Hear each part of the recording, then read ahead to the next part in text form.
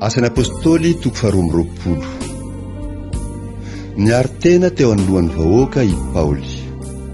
Asan'ny Apostoly toko faha-22, ny andininy voalohany hatramin'ny 5.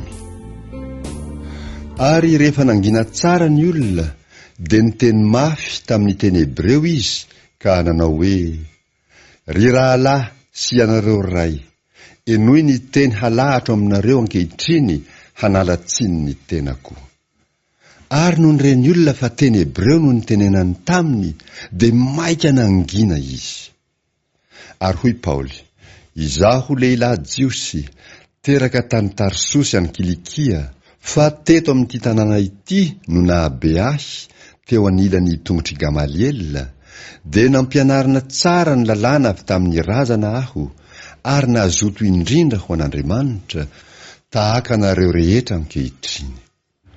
Nanenjitra izay nanaika izany fampianarana izany aho hatramin'ny mahafaty azy aza, dia namatotra azy na lahy na vavy, ka nanolotra azy hatao an-tranomaizina.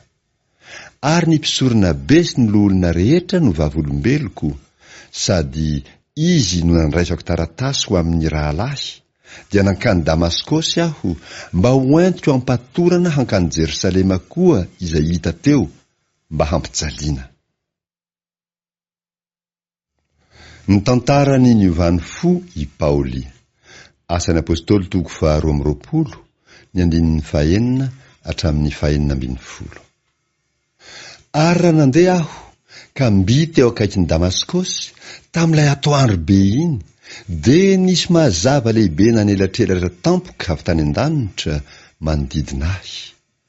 Dia lavy tamin'ny tany aho ka nandray feo nilaza tamiko hoe: Saoly, Saoly, nahoana ianao no manenjika ahy? Ary zaho namaly hoe: iza moa ianao, Tompoko?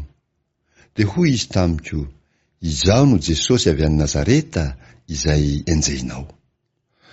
Ary izay niaraka tamiko dia nahita ny mazava, nefa tsy mba nandreny feon'izay niteny tamiko izy. Ary hoy izaho: Tompoko, inona no hataoko? Dia hoy ny Tompo tamiko: mitsangana ka mandehana ho any Damaskosy, fa any no holazaina aminao izay rehetra voatendry hataonao. Ary raha tsy nahajery aho noho ny famirapiratana mazava izany, dia notantanan'ireo niaraka tamiko aho ka dia tonga tany Damaskosy. Ary ny lehilahy anankiray atao hoe Ananiasy, mpivavaka manaraka ny lalàna sady tsara laza teo amin'ny jiosy rehetra izay nonina teo, dia nanatona ahy ary nitsangana ka nanao tamiko hoe: ry Saoly rahalahy, mahirata. Ary tamin'izany ora izany dia nahiratra aho ka nahita azy. Ary hoy izy: Andriamanitra nirarantsika efa nanendry anao hahafantatra ny sitrapony sy ahita ny iray marina, ary hihaino ny teny aloky ny vavany. Fa ho vavolombelony amin'ny olona rehetra ianao, ny amin'izay efa hitanao sy renao. Ary ankehitriny, inona no mampijanona anao? Mitsangana, miantsoa ny anarany, ary aoka hatao batisy ianao ka ho sasana ho afaka amin'ny fahotanao. Ambaran'i Paoly fa ny Tompo no naniraka azy ho any amin'ny jentilisa. Asan'ny Apostoly toko faha-22, ny andininy 17 hatramin'ny 120. Ary rehefa tonga tany Jerosalema indray aho ka nivavaka teo an-kianjan'ny tempoly, dia azo mitsindrimandry ka nahita azy milaza amiko hoe: maladia ianao ka mivoaha faingana any Jerosalema, fa tsy handray ny fanambaranao ahy izy. Dia hoy izaho: Tompoko, izy ireo mahalala fa ny mino anao dia nataoko tao an-tranomaizina sady nokapohiko tao amin'ny sinagoga rehetra.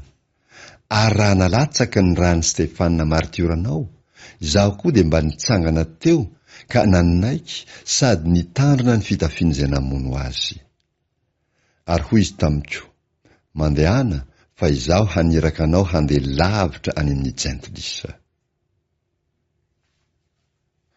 Tsy nampijaliana i Paoly satria mizaka ny zom-pirenena Romanina. Asan'ny Apôstôly toko faha-22,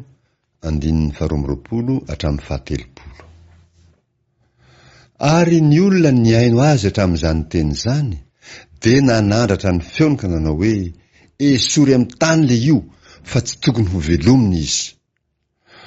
Ary raha niantso sy niala lamba ary nanipy vovoka ao amin'ny rivotra izy, dia nasainy mpifehy arivo ho entina ny anaty rova Paoly, ary nasainy hadinina mikapoka mba hahafantarany izay fototry ny nanakorany olona azy toy izany. Ary raha namatotra azy tamin'ny kofehy hoditra izy, dia hoy Paoly tamin'ny kapiteny izay nitsangana teo, mety aminareo va ny mikapoka lehilahy Romanina izay tsy mbola noelohina? Ary ny kapiteny no nare dia lasa nilaza tamin'ny mpifehy arivo ka nanao hoe ino izao ataonao izao, fa Romanina io lehilahy io. Dia nankeo aminy ny mpifehy arivo ka nanao taminy hoe lazao amiko, Romanina va ianao? Dia hoy izy, eny. Ary ny mpifehy arivo namaly hoe vola be no nahazoko izany voninahitra izany. Fa hoy Paoly, zaho kosa efa nanana izany hatry ny fony vao teraka. Dia nandao azy faingana ireo olona efa hanadina azy, ary ny mpifehy arivo natahotra koa rehefa nahalala azy fa Romanina, satria efa nampamatotra azy izy.